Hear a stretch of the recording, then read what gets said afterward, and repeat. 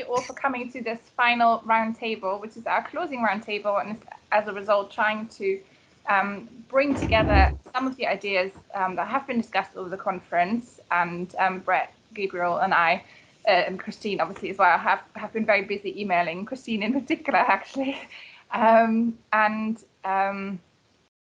But before we do that, what we want to do is give you actually an opportunity to think through what has come up for you through the conference. So what I'm going to do is I'm going to stick some music on of 1980s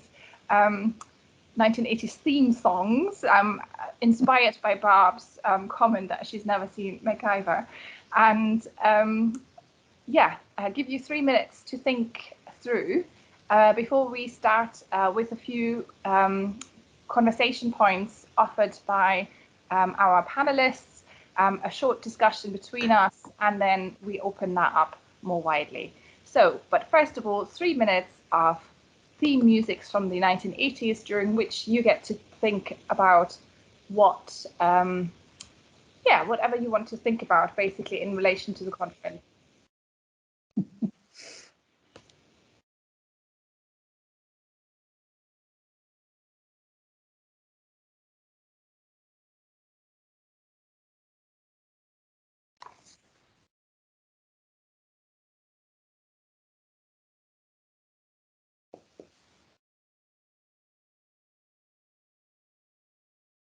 Should we be hearing something, Elke?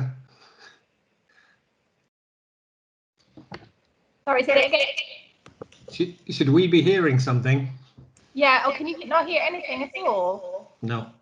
Okay. You might have to sing. No. I need to share my screen then. I heard. You heard something. I heard all of it. Okay. Well, that's weird. Okay, let me try something else. Give me a sec.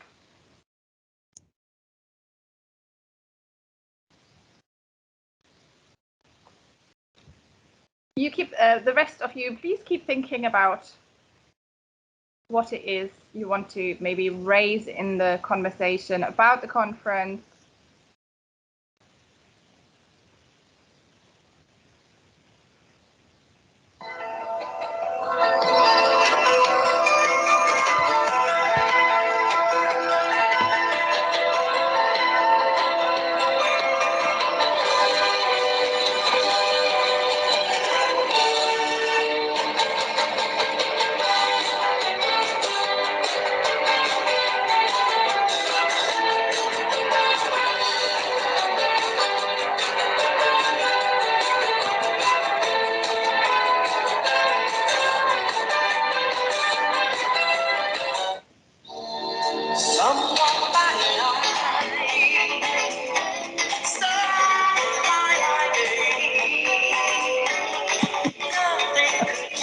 Take mine off.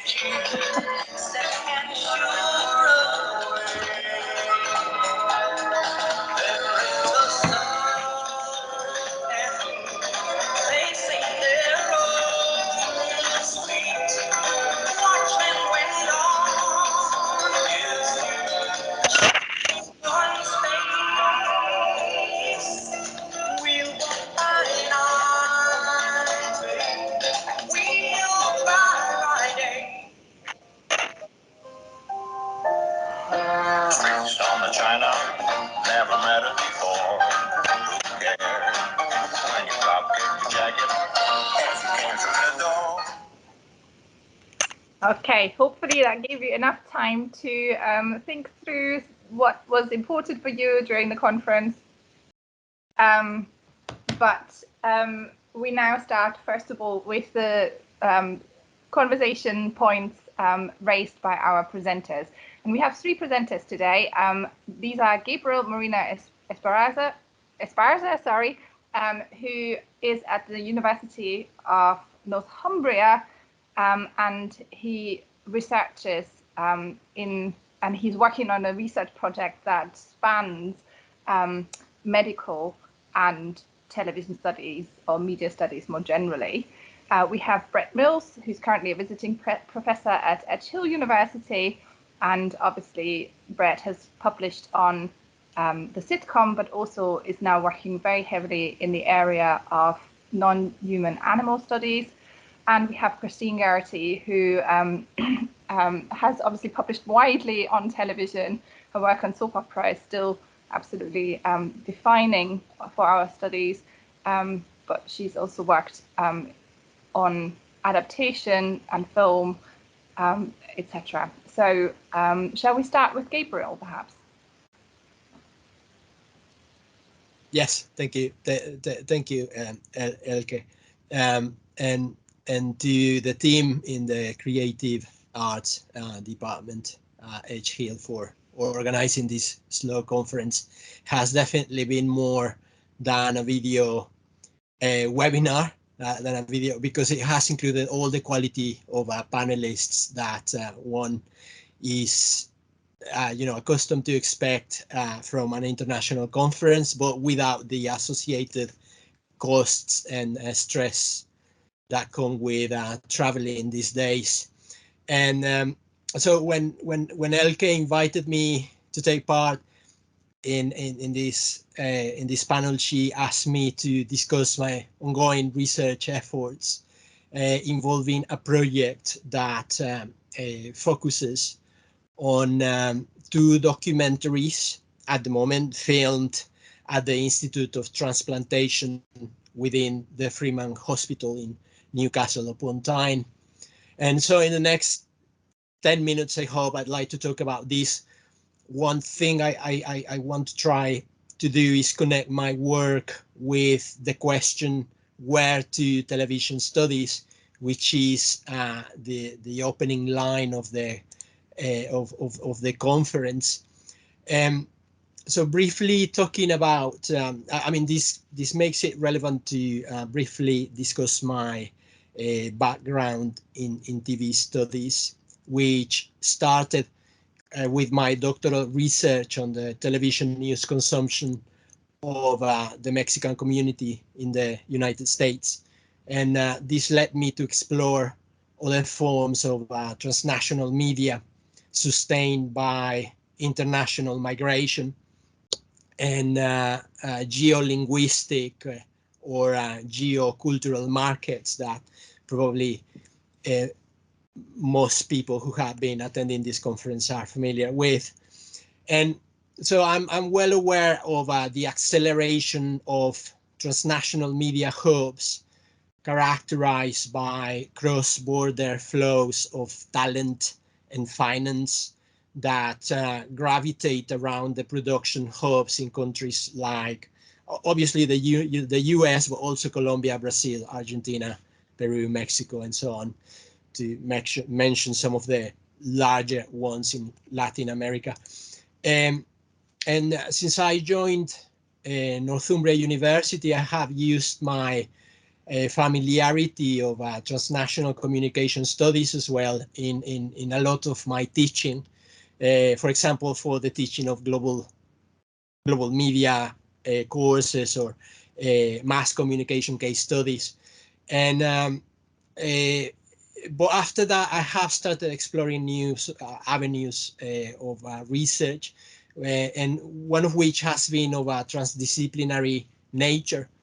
And so this has involved collaboration with a colleague from the School of Life Sciences at Northumbria University, who is also the clinical director of cardiothoracic transplants at the Institute of Transplantation within Freeman Hospital.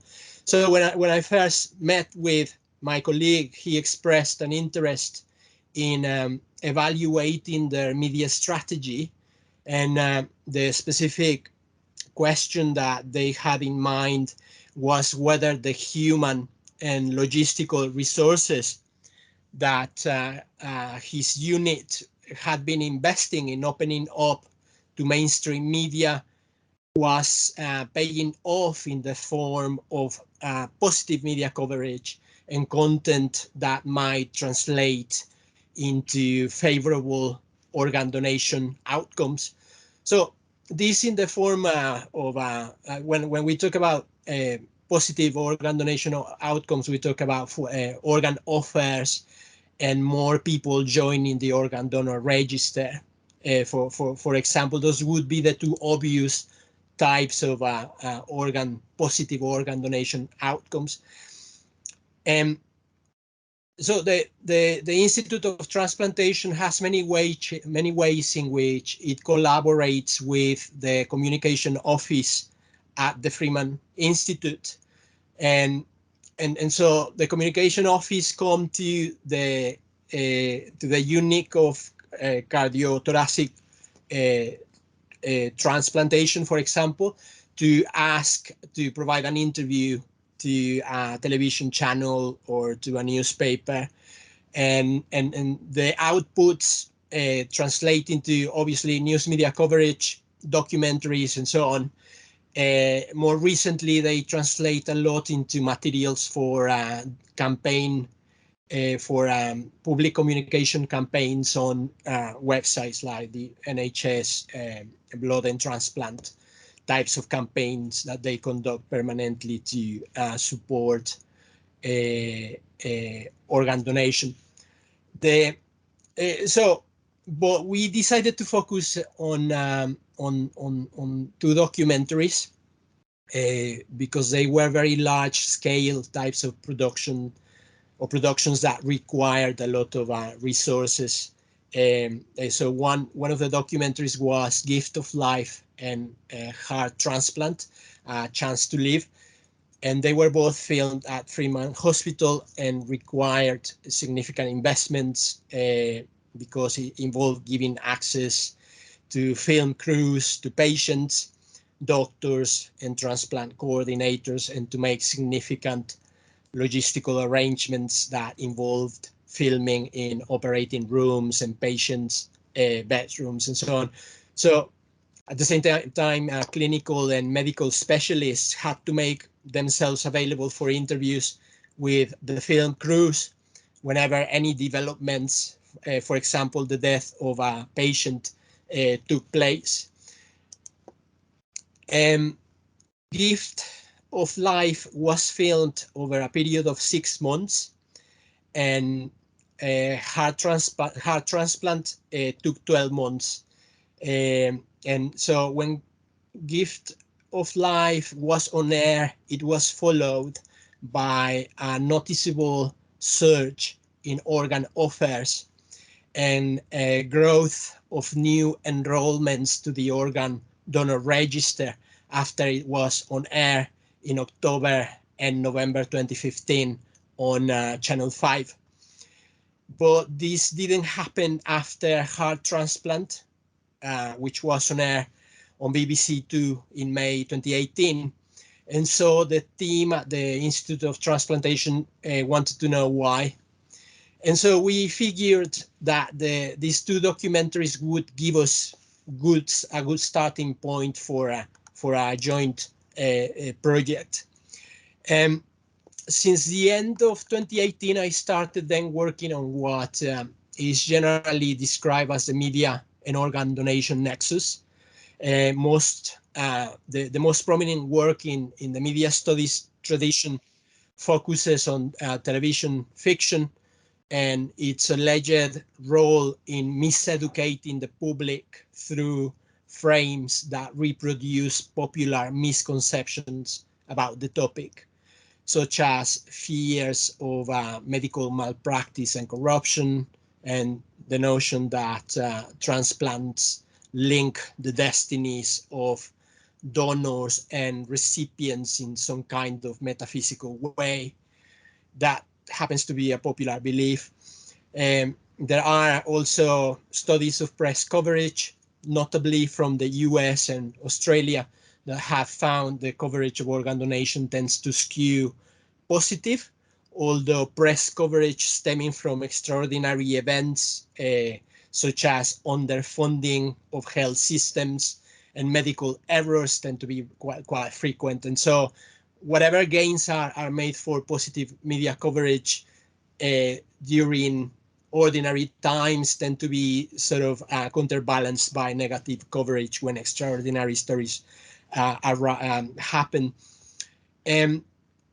But in regular overall, in this branch of studies, there is an absence of research that produces any understanding of public reception of media content about transplants, and so this is at the heart of future research agendas, including my own. And just to be clear, there aren't any reception studies, and they obviously are essential as far as television studies is concerned. And there is then the health communication strand which follow a variety of research questions, such as evaluating the impact of public campaigns at government agencies, for example, such as these can be transport departments, and they mostly take place in the United States. And so what type of results do these campaigns have in terms of getting people to enroll to organ donor registers? And interestingly, the media studies tradition also suggests popular narratives about organ donation counteract the positive effect of educational campaigns. And the health communication approach also considers questions such as how doctors communicate with patients and the training that transplant coordinators receive to communicate sensibly with families in order to persuade them to authorize donating the organs of relatives who have recently died. So this health communication approach is comprehended by the documentaries that were filmed at Freeman Hospital, I would say. And this is of interest in the context of the recent discussion about the nature of documentary, which on one hand is considered as a kind of scientific form of discourse that is coterminous with reality rather than the byproduct of a screenwriter, for example. But we know that this isn't exactly true because the 90s gave us reality television, which quickly infused the observational approaches of documentary with the storytelling devices that emphasize drama and emotion with the purpose to cater to a wider audience. So this wouldn't be so much of a problem if it weren't for the fact that hybridity or hybridization of documentary contaminates its ability to relay an accurate account of reality. And so obviously this is sort of a dimension where I feel television studies has a lot to offer, a lot more to offer than is available. And but here, I mean, I'm very close to finalizing my intervention. The question, where do we go from here, is relevant because the hybridization I have noted can be found in in the documentaries I mentioned, which make intensive use of music and special effects, as well as manipulation of the timeline of events for dramatic and storytelling purposes. But this doesn't render them less valuable, I would argue, as accounts of the reality of organ transplantation and organ donation. For one, the medical and clinical staff I have talked to consider these documentaries in particular deliver accurate portrayals of their work, and that they tell stories that can support people's understanding of organ donation. And that's why they have accepted to participate in the production of those films, despite the significant disruption to normality that they bring to their working places and routines. Obviously, I'm talking. We started the project 14 months before COVID became reality for all of us for everyday life in all traits of life. But well, there is that. Another dimension is the interest of patients and their next of kin in taking part in these productions, because they see the documentaries as an opportunity to raise public awareness about their conditions. And so it was not a surprise to find that many of the patients and relatives in the documentaries had been actively contributing to other activities in public dissemination, including cases of what Manuel Castells would refer to as mass self-communication on YouTube, for example, where people who were on the organ waiting list were, active YouTubers, for example, or active on Twitter with the intention of raising awareness about organ transplantation. And from this, it follows that documentary as a genre has a lot to offer when it comes to the study of the media organ donation nexus, if anything, because it is deeply under research. And here, this is where I'd like to finalize my intervention, just by suggesting that also the transmedia capabilities of documentary make it a very powerful tool for educational and campaigning purposes, simply because segments of documentary can be extracted, and they are indeed extracted by, for example, the NHS Blood and Transplant for their public education activities. Also, the storytelling capabilities of documentaries like the ones I mentioned are powerful because they contain genuine testimonials which effectively support organ donation outcomes. And so, and here I conclude, this leaves me feeling that there is quite a bit of margin for TV studies to contribute in the context of multidisciplinarity when it comes to work, to work joining different communities of knowledge and practice. The other dimension is that of multi and transmedia storytelling, which, given the brave new world of digital television that has been abundantly discussed in this conference, I hope others will find of interest to continue our discussion today. Thank you. Thank you very much, Gabriel. That was really, really interesting. Fascinating to think that we might also have to think about what transmedia actually means in this context. So to know that, clips are used by the NHS is actually really interesting. Okay, I now want to hand over to Christine, if I may. Okay.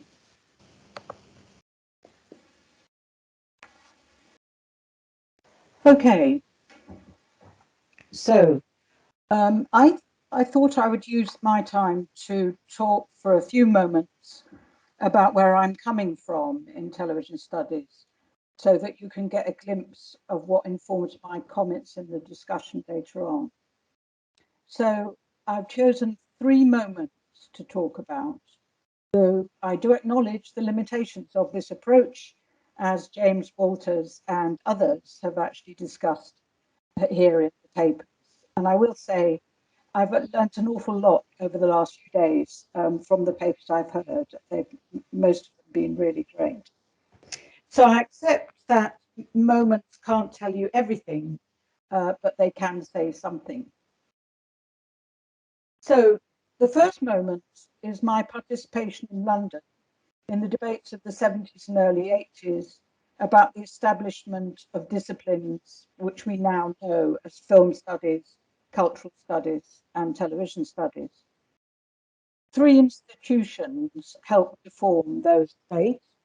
The journal Screen, which is my visual aid here, oops, can't get it into camera, which brought us semiotics and psychoanalysis, among other things, and the Centre for Cultural Studies at Birmingham, which gave us the work of Stuart Hall, Charlotte Brunsdon, David Morley, and Dorothy Hobson, among others. To them, I would add the staff at the Education Department of the British Film Institute, who insisted that television should be included in their teaching and publishing work and plans. So television had to struggle then, and still does, to get on the agenda, as a number of people have discussed in the last couple of weeks. But a few lessons from the many lessons I learned from in this moment. Firstly, before I wrote about soap opera, I wrote very small way about films or movies. And ever since this time, I've worked across film and television, mainly, though not always, on British film and television. And I do consider that British cinema, for a long time, has been absolutely entangled with television in terms of finance, screenings, and personnel. And because of a commitment to British television, I'm worried and pessimistic about the current attacks on the BBC and Channel 4. Secondly, in relation to this moment, television and audiences. Annette Kuhn wrote an article in Screen in 1984, which distinguished between feminist work on film and on television. Her argument was that while work on cinema was concerned with the construction of the spectator, and of course most famously with Laura Mulvey and the male gaze, all that, Kuhn argued that writing on television, including that based on textual analysis, always had the viewer as a social subject in mind. And I think that was true at the time, even of work like my own on soap opera. And I think that's been an important factor in television studies to this day. And I think that's generally been a very good thing. It's grounded us in thinking about the audience or potential audience. But I think it's made us a bit vulnerable to constructing the audience through the anecdotal experiences of ourselves, our families, or our students. And I do think students need to be kind of taught that they are not the only or even the most important audience in television studies. And thirdly, because I was working on soap opera, I was aware of the anomalies in the hierarchies being established about what was appropriate to study. In the 1980s, soap opera was briefly at the forefront of academic work on television, but that didn't necessarily earn it respect. I still consider that soap opera is an integral part of British television drama.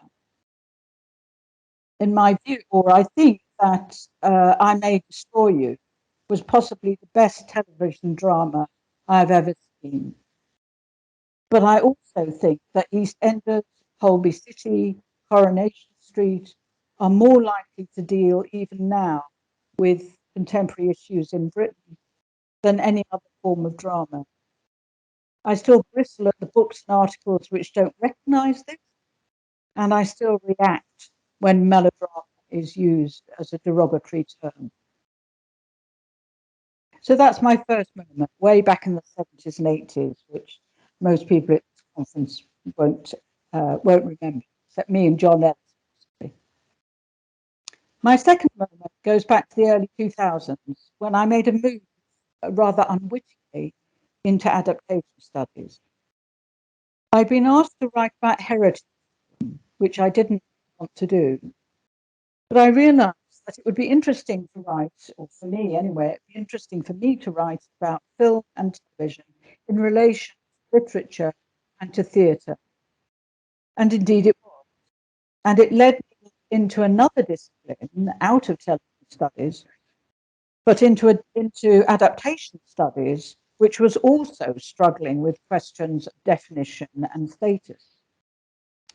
Looking back, I think I was also looking for a freer, looser way of doing textual analysis, a way that wasn't so tied up with questions of representation or of quality television or issues of production, of authorship or audience reception. All of that was and remains really important, as we've seen at this point, but I wasn't the person to do it.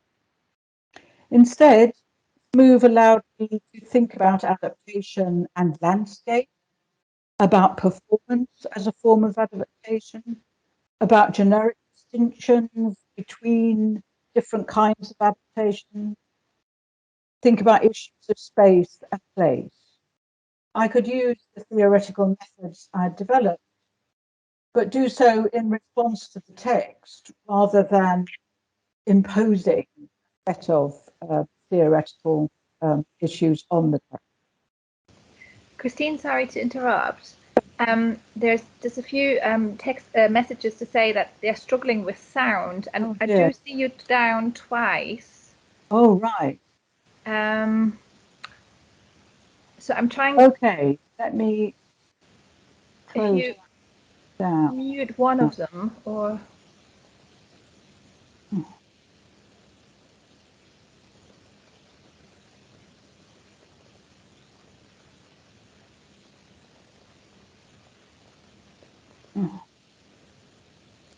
Right. Is that any better? not really, no. Okay.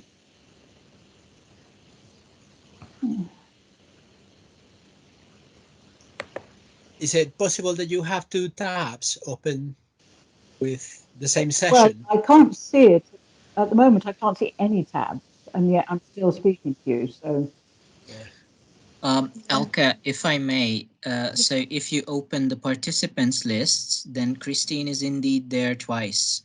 And if you hover over the three dots, like the microphone turns into three dots when you hover the mouse over it, and then a drop-down menu opens, and you can choose the last option, which is remove from meeting. So probably if you remove one of the two Christines, that do you want to do that, David? Because I still have problems with my participants list. I can't access that. Okay, I will try. Okay.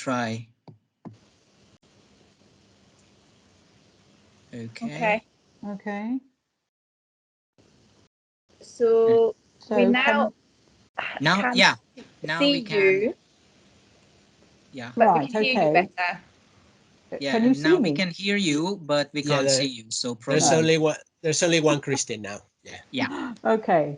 Well, I tell you what, I will carry on. I'm about halfway through, more than halfway through. So if you can do without my beautiful presence, then I'll just carry on with my voice, and then we'll try and sort it out. I'm really sorry. No problem. Is that all right? Yeah, go ahead. Okay. So I'm just going back then to talk about a shift to adaptation studies, which I did in the early 2000s, that led me into another discipline, which, like television studies, was struggling with definition and status. But one reason, I think, for my enjoyment of adaptation studies was that it offered me a freer, looser way of doing textual analysis, which wasn't so tied up with questions of representation or of quality television or issues of production, authorship, or audience reception.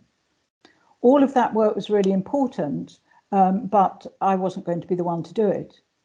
So instead, I could think about adaptation and landscape in film and television, about performance as a form of adaptation, about generic distinctions in how adaptations present themselves, and issues of space and place. I could use theoretical methods I've developed, but do so in response to the text rather than imposing on it.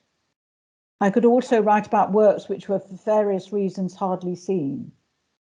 I wrote about, for instance, the intermingling of cinema, writing and television in the BBC's more or less invisible production of Tender is the Night, which was made in 1985 and has rarely reappeared. And I also wrote about the space of theatre and film in the now scandalous film of The Knack, which is now very controversial because of its treatment of rape. So with a mix of adaptation and television studies, I found that a really useful combination. My third moment in this little talk takes us into the present, since rather fortuitously and happily today, an article which I began thinking about in around 2015 has actually just been published in the journal Adaptation. And it's about colourblind casting and period drama. My interest in period drama, particularly adaptations from Dickens, began to come up against the campaigns led by Lenny Henry, Riz Ahmed and others about racist casting practices. Academics had begun to engage with those debates, particularly in the cultural policy area, and very gradually there'd been signs of change even in period drama. The practice of colourblind casting, which has featured quite strongly in theatre, was now appearing very tentatively on screen. I was interested in how audiences were meant to understand such practices and what textual and paratextual frameworks were on offer to aid that understanding.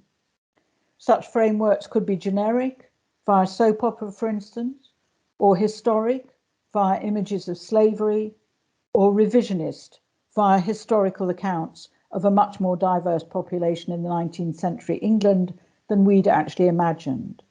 So all of those things offered ways to viewers of understanding why a previously white part was now played by a black actor.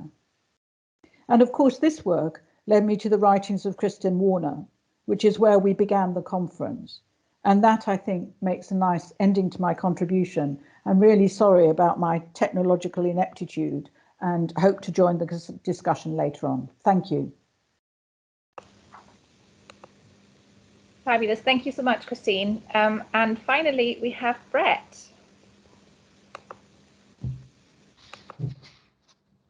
Hello, everyone. So like the other speakers, I'm going to do some reflections on the conference and also maybe ways forward. So there's three things I'm going to talk through.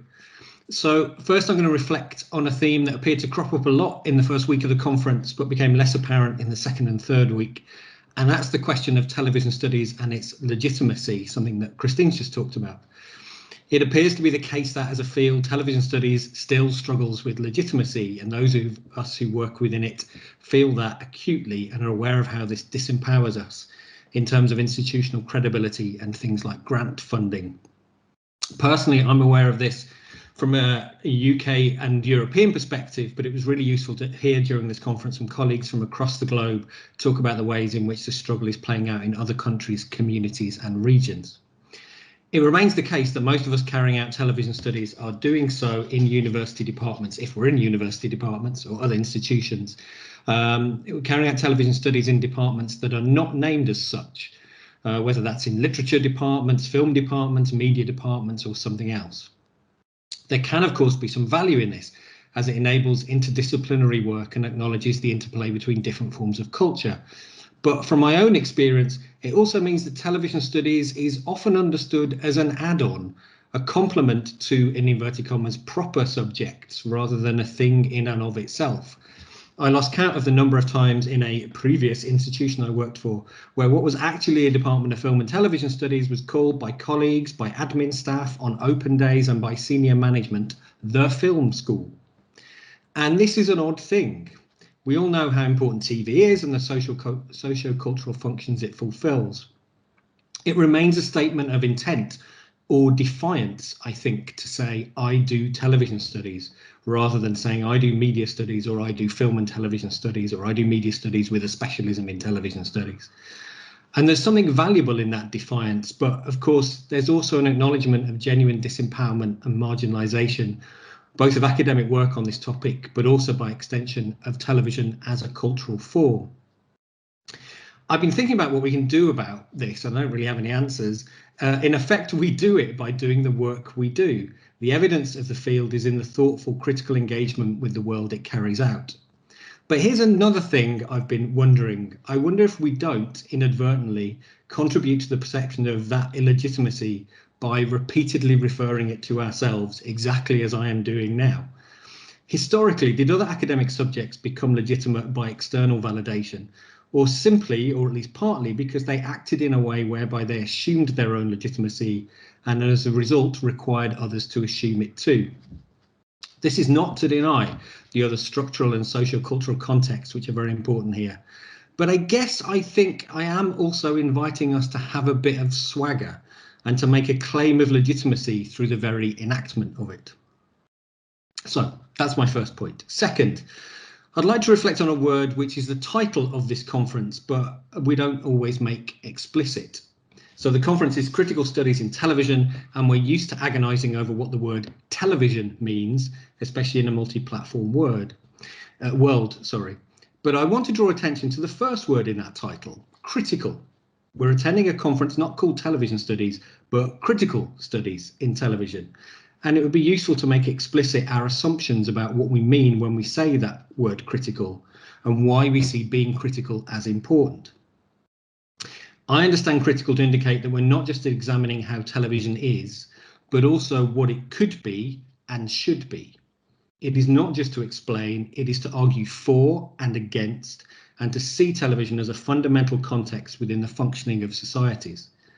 Is to be unashamed to say that our work has politics and is motivated by a desire for a better world, and to insist that television has a productive role to play in this, and that that role is similar to, but not the same as, other cultural forms such as film or literature.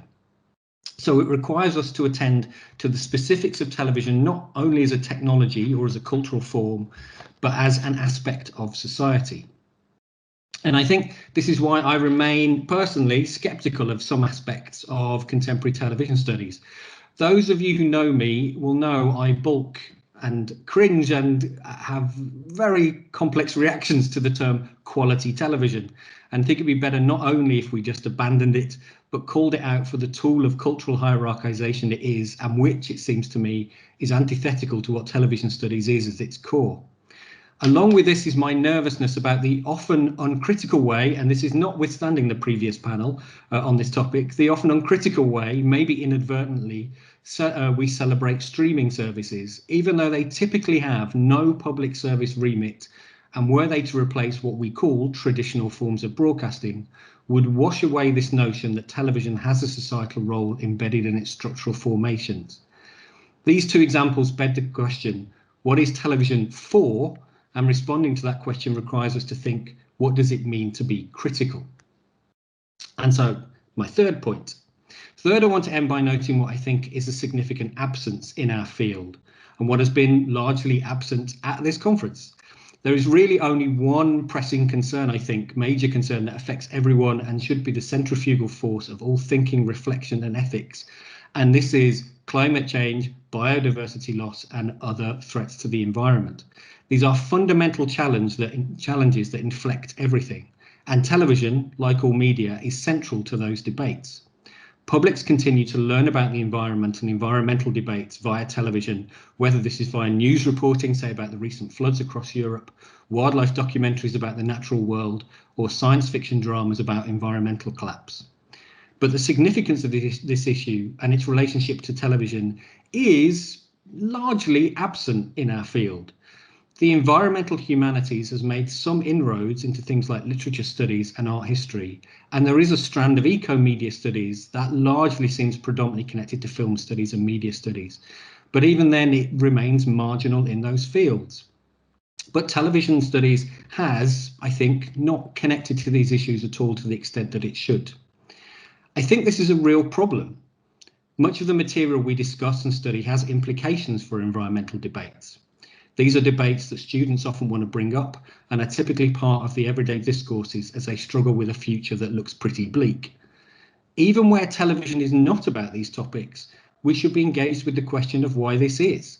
Television should, especially where it's given a public service remit, be at the forefront of these debates, helping citizens engage with the most pressing of topics. If television isn't doing that, we should be calling it out. But more than this, I think, an environmental context should inform everything we do, just as debates about topics such as gender, race and class rightly do. As a field often interested in socio-cultural power and often rightly critical of exclusion and hierarchies, it is, for me, highly problematic and often an assertion of unexamined privilege for environmental debates to not be at the core of what we do. So I guess I'm ending with this call for an environmentally motivated form of television studies, given this subject's importance, urgency and potency. I'll end there. Fabulous, thank you very much. Can I maybe invite everyone to thank the speakers for now for their quick contributions via the applause or thank you. Great. Otherwise, can I also invite everyone to basically share their camera if you can? So we can have more of a sense of the start of a proper conversation. Before we open this up, though, I want to pick up on the thing that kind of came out of all three papers, namely the question of interdisciplinarity and television studies. So, you know, Gabriel, you made a really strong plea for that. To some extent, that was your ending plea, Brett, as well. But also that, you know, this is the wonderful thing about television studies to some extent as well, that we have had a history of interdisciplinarity to some extent, but we need to bring new disciplines in clearly all the time. And obviously, you know, adaptation studies, film studies, in Christine's contribution also indicate a level of interdisciplinarity. So, can you maybe expand on this a little bit? Gabriel, do you want to start? Yes, interdisciplinarity. I don't know if there is a well, I get a lot from Brett's and Christine's delivery regarding the search for legitimacy and the kind of shortcomings of television studies in connecting with the themes and the communities from other communities of knowledge that would highlight the, you know, the centrality of these important matters that need to be of concern to us all. And obviously my thought is we need to be developing close connections with other communities of knowledge and practice, not just within academia, but across different types of institutions and stakeholders in society. And I'm not always comfortable using the term stakeholders because it comes from, you know, business and you know, from the world of business. Well, I think it works well when it comes to, you know, the need to address the various problems that we face as societies. Christine, you have your hand up. I have. Unfortunately, I can't get my camera on now, but hopefully you can hear me better, can you?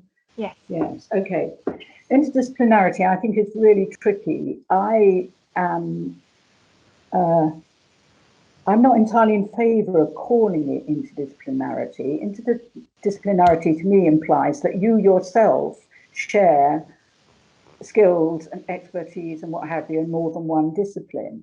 And I actually think that's quite hard. So I'm greatly in favour of multidisciplinary work, which it seems to me Gabriel has given us an example of. I'm much less convinced about interdisciplinary work. But so I'll just leave that one there. In terms of what Brett was saying, I think that's really interesting. In adaptation studies, there's a similar doubt about adaptation studies in its relationship with literature and English literature, which is where it came from. And I think over the 10 years or so that I've been observing adaptation studies, it's precisely become bolder, brasher. It will take on almost anything as an adaptation. You know, it no longer looks at books. The work I do is really old-fashioned. And in that way, I think it's become a much stronger discipline, at least to itself. It believes in itself, which then allows it to go out and argue with funders and, you know, other people who might want to work with, etc. So I'll just leave that there. Brett, do you want to? Yeah, if I can, I'm going to be like Christine and note a caution about interdisciplinarity as well. And I have had productive moments of it, I suppose, because I'm nervous about the power hierarchies that exist between different subject areas. And I have found it, this should have been obvious, but I didn't realize it at the time, that when I moved into thinking about animal studies, suddenly, externally, but also internally, my institution, it was expected that I knew the science. And this seemed very odd to me because when I was doing other work that wasn't to do with animals, I wasn't expected to know the science. And suddenly I was required to be a scientist somehow. And that was asked of me all the time.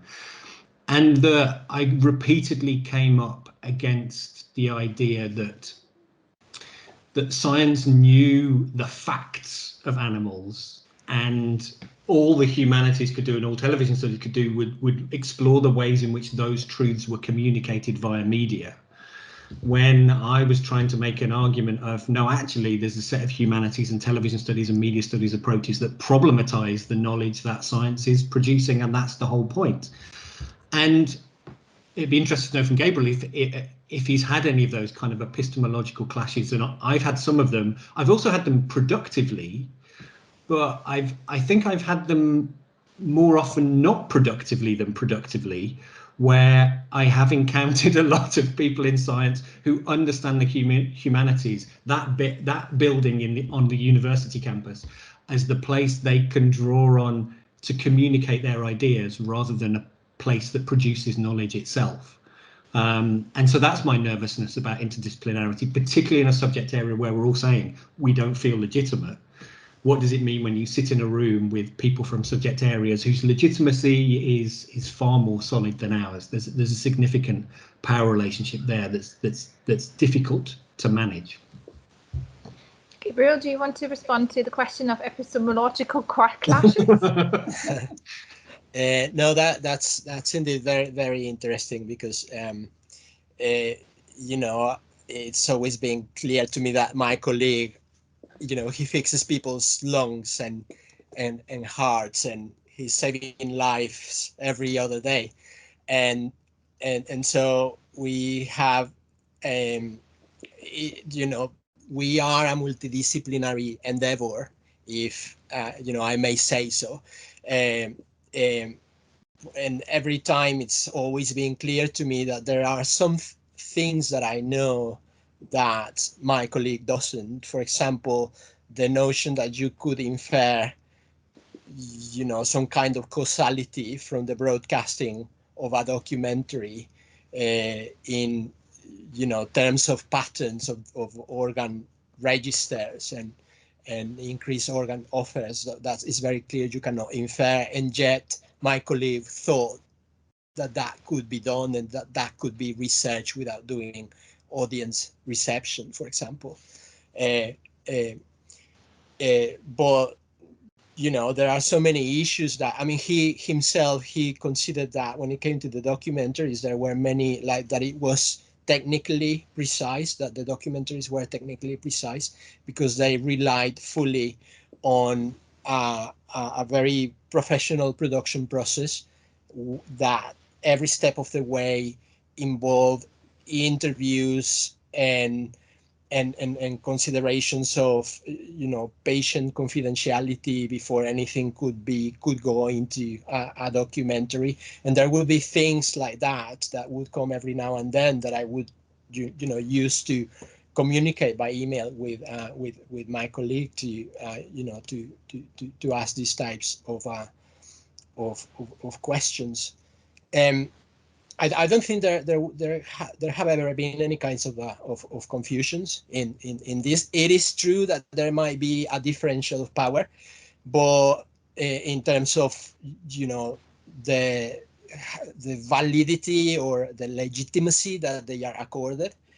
But if anything, I would say, you know, it's come, you know, at some point, my colleague and other colleagues that work in the project, they completely stopped replying to my emails, and that was very early in March, because it became clear that the crisis was disrupting every kind of possible, you know, service provided within the NHS, and that the people I was working with were in the midst of a crisis, and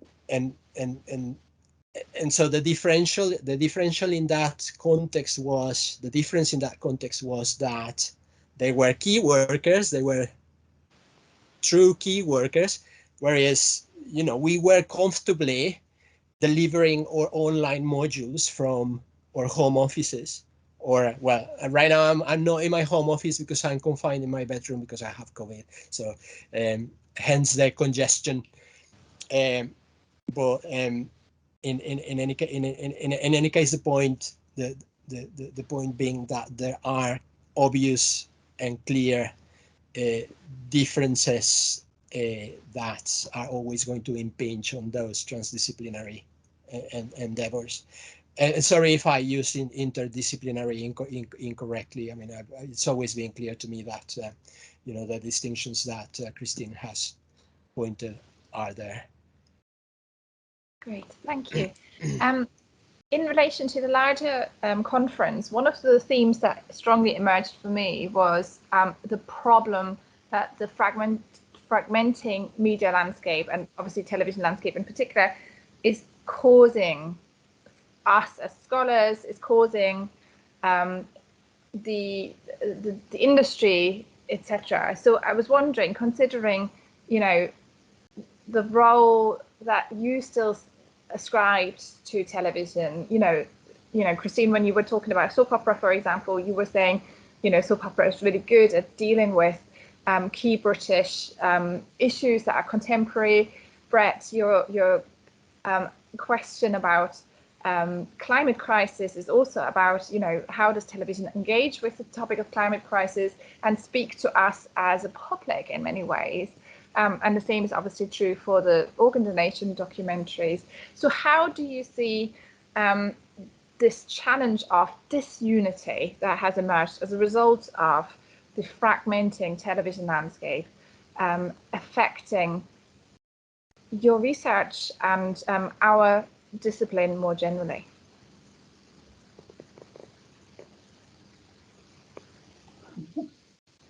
Shall I go? Yeah, go for it. I don't know that I think the television landscape is more fragmented than before. It's just that it's differently fragmented.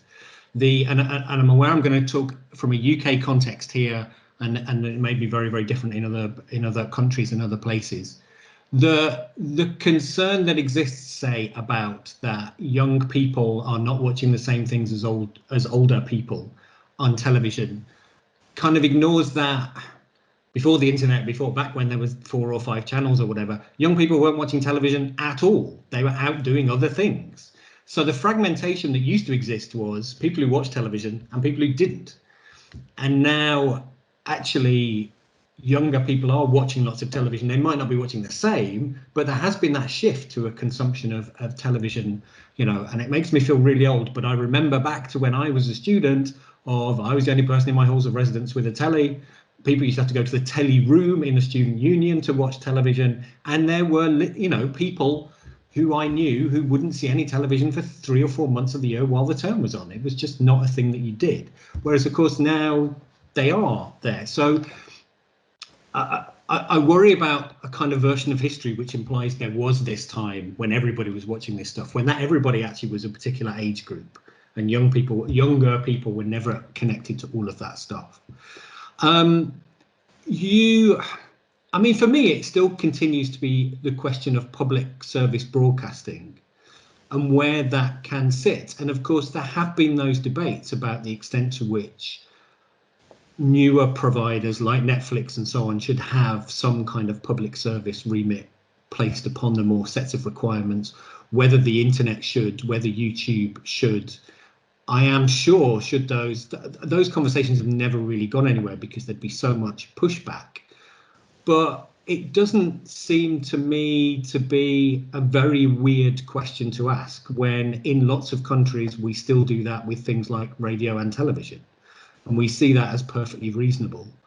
And of course, the internet was, without this being placed within legislation, was kind of understood as that when it started, as this genuine public sphere. And how it is still, even though we know that's not true, that was kind of the genuine ethos behind it. So it doesn't seem mad to go, well, could we formalize that then and make sure that it's happening? I worry that it makes me just sound old, but I'll keep banging on about public service broadcasting while acknowledging the complexities of that term, the paternal nature of that term, the lack of inclusivity of that term, that there's massive problems in that and the ways it's connected to ideas of the nation and all that kind of stuff. But it's still a way in which you kind of say media and culture has a social purpose, and it's legitimate for us to keep an eye on those things to make sure they're doing that. I've got a picture now, so you might be able to see me. I mean, I would very much agree with that, Brett. And particularly your point about young people always having a different access to television than families or children or old people or whatever. The other issue, I think, or another issue is about streaming, where, as far as I can tell from some of my sort of consumption, and this is anecdotal, I know, there are hordes of possibly retired people watching a lot of television now, whose television is now extremely narrow. So far from being the broad television of, we've always had very fragmented, very broad television access. People chose to watch things and didn't choose to watch things, etc. Now, this particular group who subscribe to the BBC Facebook group spend their time looking for for narratives of serial killings, preferably being filmed in Iceland or Norway, and that is what they're watching. And they don't seem to want to, from what I can tell, expand their viewing into other kinds of viewing. So that's a gross exaggeration for purposes of sort of argument. But I think it's wrong to think that streaming necessarily means greater fragmentation or a wider range of viewing. And I do think that that the point of television, even though I've always studied drama, was that it was about a whole load of other things. It was about reality television, it was about the news, it was about documentaries, it was about, Hospital, for instance, which Gabriel might know about. Actually the point of television, the thing that was good about it was that it gave you lots of access to lots of different things. Great. Gabriel, do you want to say anything? I just shared that link to the Facebook fan page of Abby Doughton, Mexico. Just as an example, there may not be British, young audiences watching Downton Abbey, but there are, young audiences watching Downton Abbey all over the world on Netflix. And so these social media pages are quite useful indeed, as far as I'm concerned, in order to, research, those dynamics of use and consumption that may exist. So we may not be able to monitor exactly what the platforms are up to, but we can infer a lot from the environment of social media as to what experiences and meanings people are deriving from these programs too, and that's quite exciting too. Great, thank you.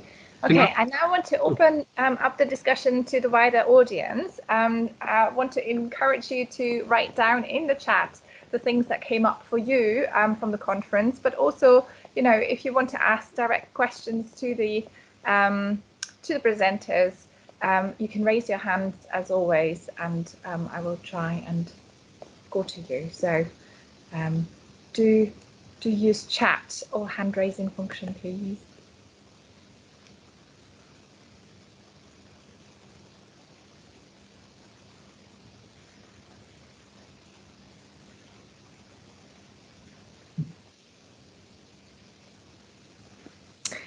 Actually, Vilde, you had a comment. Do you want to speak to that a little bit? Yeah, well, I just liked Brett's comment about, and I feel very at home with that thought that streaming in itself is not a problem. It's not the technology that is a problem, but it's who controls the platforms and who decides what's on and what kind of expectations we have. So I think it also speaks well to, the comment you had of not being uncritical to the newness of streaming. That, of course, for the people here from Europe, we have the strong public service tradition that is very different from the US tradition. It doesn't mean that US doesn't make good quality television, because they do, but it's, you know, it's a different expectations towards televisions that we I kind of fear we lose if we don't keep it in mind. So yeah, I don't know if that's the exact same that Brett was intended, but that's what I took from his comment, at least. Yeah. I think that one of the questions with streaming and public service broadcasting is precisely about channels and how things are offered to you. And in a way, that's one of the issues about streaming. Maybe the US does make really good television programs. I don't know. But I have certainly seen US channels which seemed almost unwatchable because of advertising and, you know, interruptions and news board, whatever it was. And I can well see why in that situation, with the channel that seems completely fragmented, you might decide that you didn't want, that you needed a different access to material. But in some ways, with Channel 4, for instance, it's the very existence of that channel that makes it public service broadcasting. So it's not just about the programs, though those are important. The other thing that enrages me is that people seem to think that, as you know, that I May Destroy You is somehow down to HBO, when actually that was commissioned and accepted by the BBC. Now HBO, I'm sure, you know, put in money and made it available for view, etc. But that's a BBC commission, and if your students don't know that, then that's a problem. So I think it's not just the question. I mean, the government seems to think that BBC can become something like Netflix. It can just produce wonderful programs and stream them, but that really isn't quite the issue with public service broadcasting. It's also about how access to viewing, in a way. I mean, the joke at the moment, of course, is that in 2016, the BBC offered multi-channel access to all the sports in the Olympics. So if you were really interested in skateboarding or weightlifting or whatever, you could see them all the time, all day on the BBC. Now, of course, you can't. You have to pay for it via Discovery and Eurosports or whatever. So, you know, who benefits? Gabriel, you were the next person to have your hand up.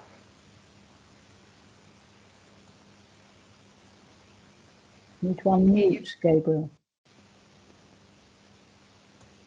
Sorry. Yeah, no, I was saying I'm happy to defer to Roseanne, and I can, you know, continue after. Yeah. Okay, Roseanne. Thank you, Gabriel. I was thinking while you were saying, in Brazil, we never had a strong public television, for example. Of course, stories are local and different in every country. But right now, because I have a hybrid research, I'm in the market, but I also teach and I am in the academy. I see a tendency here of Netflix looking for local products, and not only for transnational products in the bad sense of the word. I mean, content that travels, but are kind of like the same everywhere. They're looking, there's a change, and now, you know, for content that looks Brazilian or that is Brazilian for the Brazilian public. And see, we never, television was private from the beginning here. So there was always a market and a commercial trend. So do you think that in England or Mexico or in the countries you're at, there's the same look for coming back to what is popular in the country, what is local, what public television, in a sense, from what I got from what everybody is saying, did? And like Christine, I love soap operas. I write soap operas here, which are telenovelas, which have a very strong popular matrix, narrative matrix. And that is what Netflix is producing next year, telenovelas in Brazil, for the first time for a digital platform. So I ask if you see the same tendency of, you know, public television with local content, and then digital VOD, SVOD platforms with the transnational content now actually, while public television is trying to get more transnational or into for young people or into digital platform. On the other hand, we see these digital platforms looking for what's the narrative matrix of each of your countries.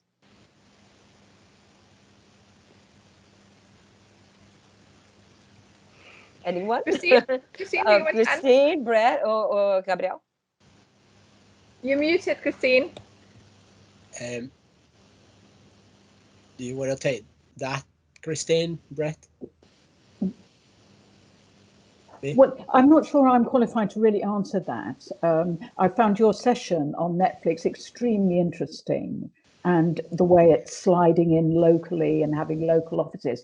I am deeply distrustful, you see. That's how Google started.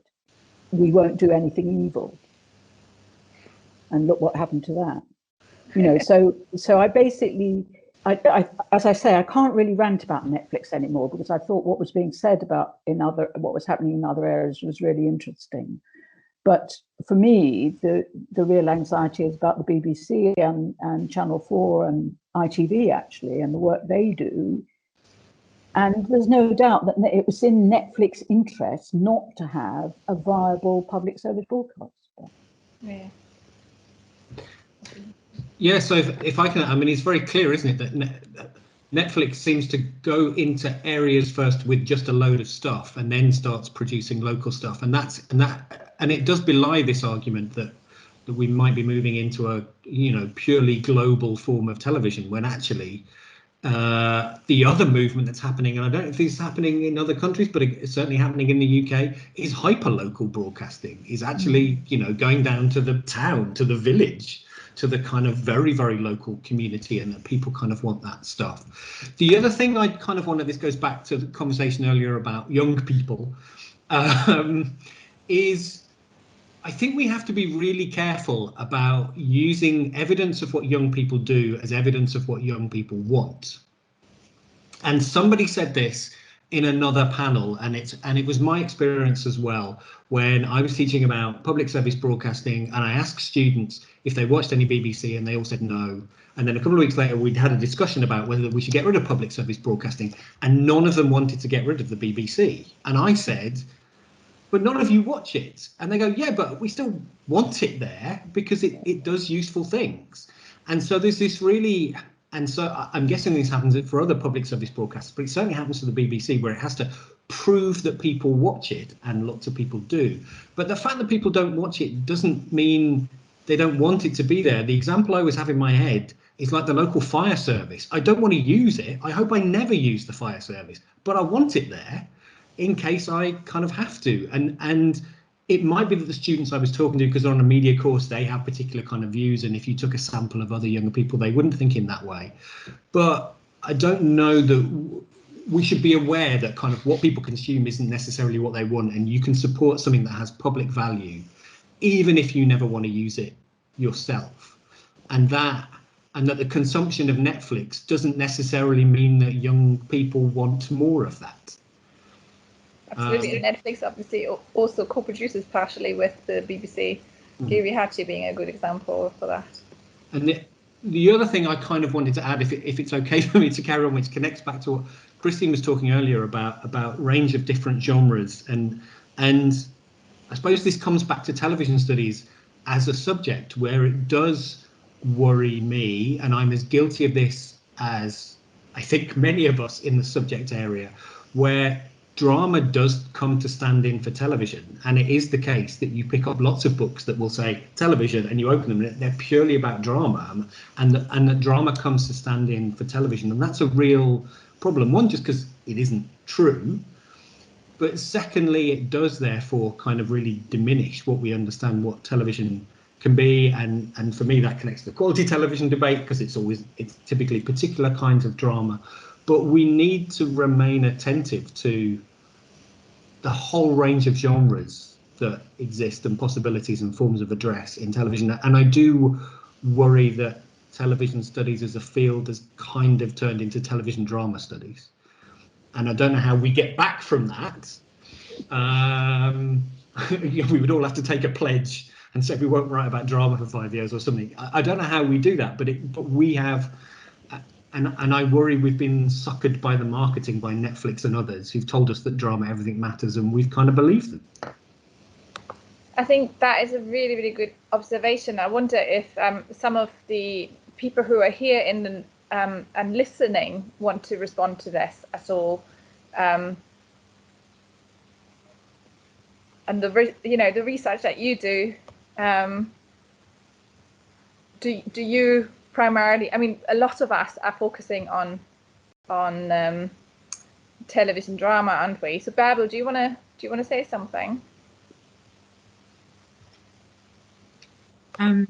Yes, I guess I have disappeared in my bubbles, but despite the camera malfunction, let me see if I can.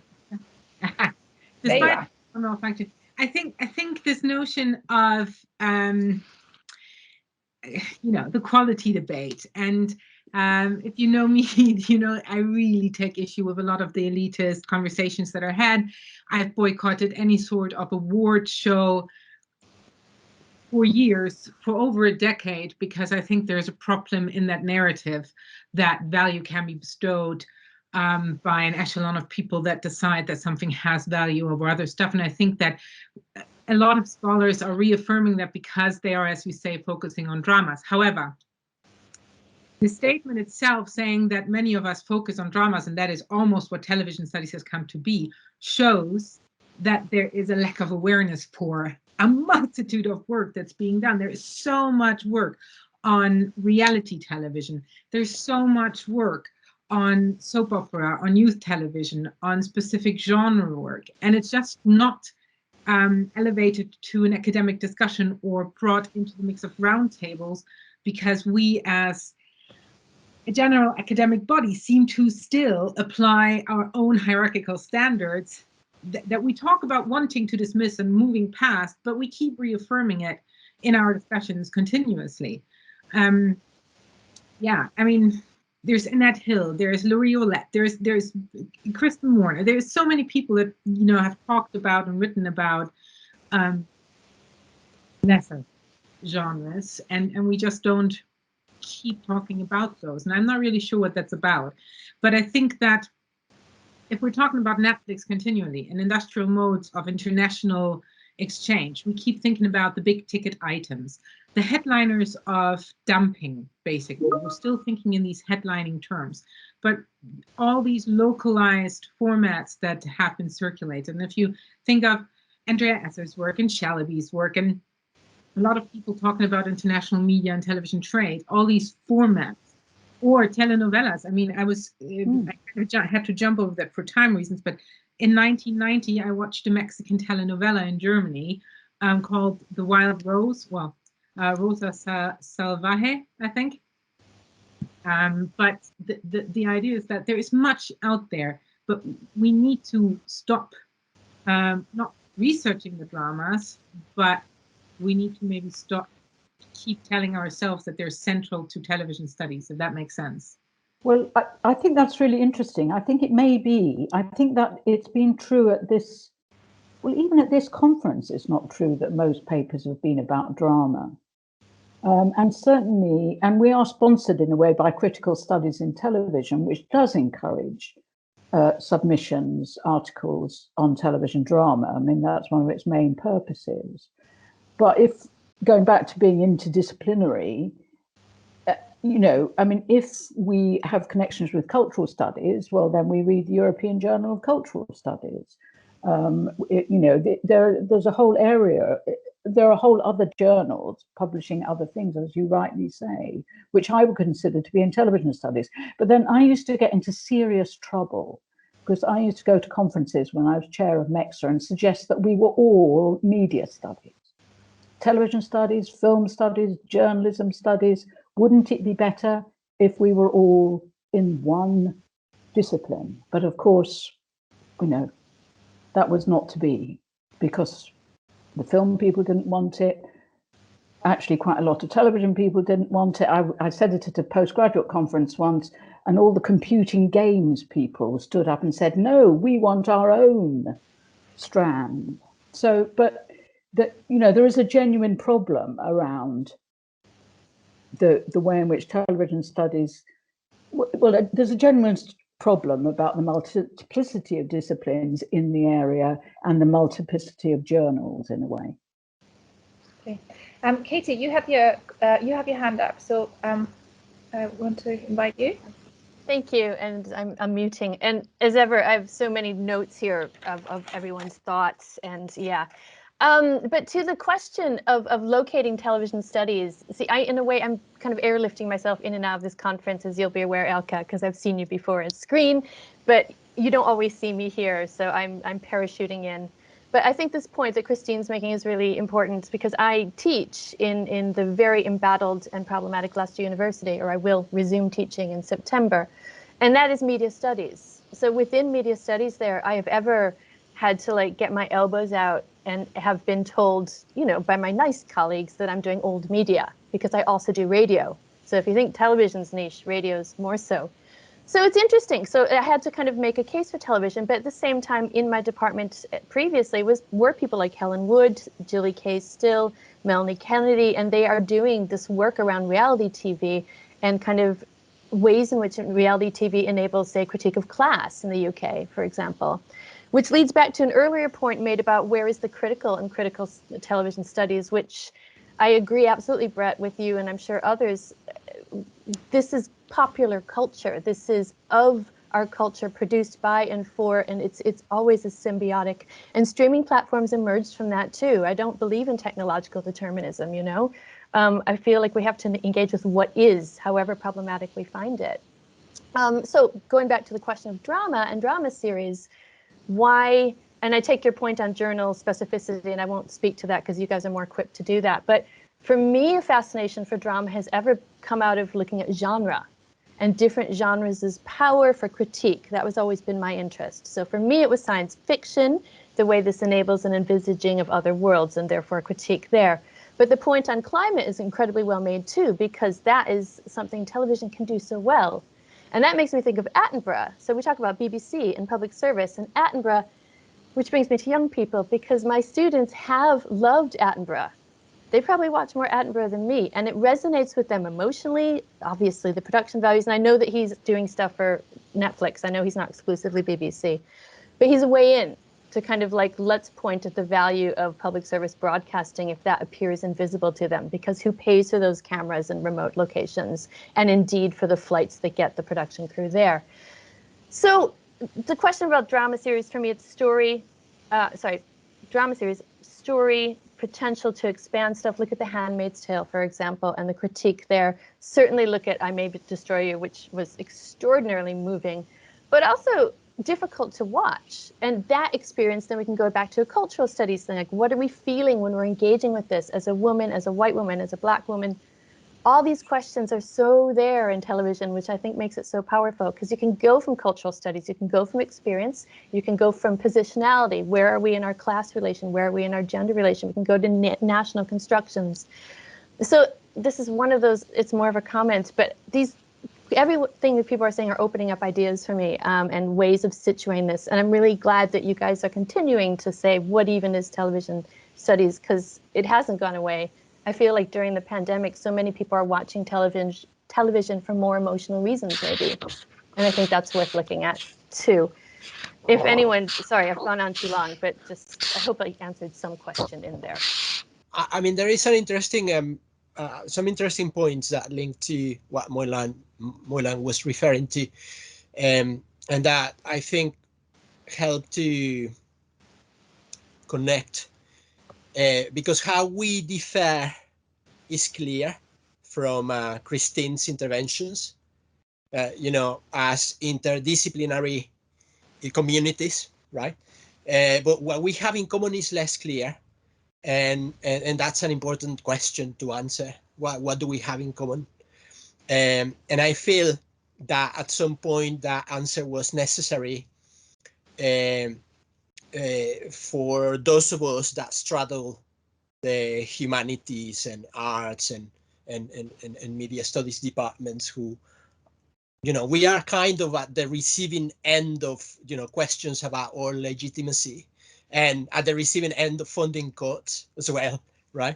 So I was thinking a lot about it at the start of the pandemic. What did we have to offer when compared to nurses or delivery drivers and other key workers, right? And I mean, my immediate thought, well, we can read in between the lines, and you know, we can make sense of the cultural artifacts which are, you know, stemming from the pandemic, the narratives like such as advertising, obviously political discourse, and we have a very sharp critical eye, but I was concerned that that critical eye was not exactly what societies needed at that particular point.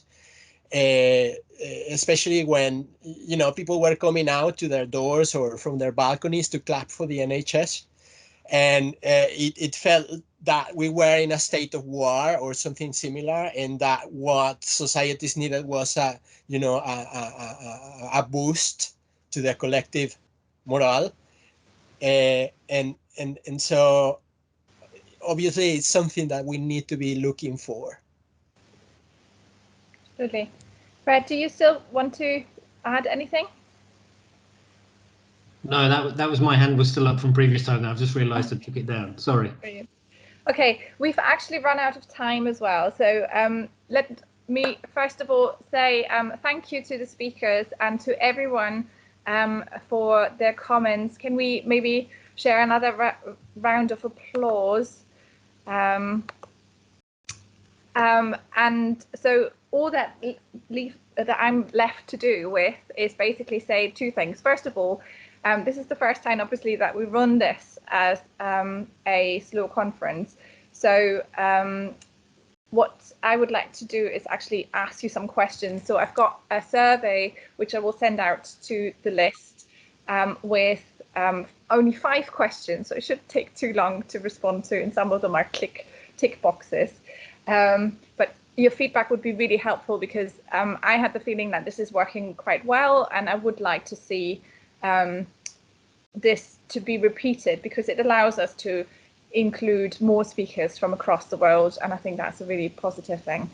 And otherwise, can I just say thank you so much for these 3 weeks of absolutely super interesting papers. I have learned a lot. I have heard similar things from Christine. I have heard similar things from Brett. So thank you all for your contributions and Elke, sorry. Time.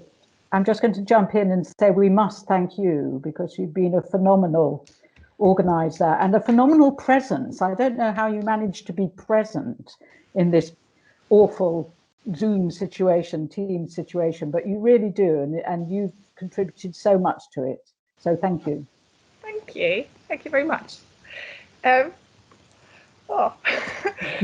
so all we can say now then is again, thank you, and have a lovely weekend, and have a lovely rest of August, and hopefully the new semester doesn't start too early, so you get another break. Take care, Thank everyone. you, everybody. Bye. Bye-bye.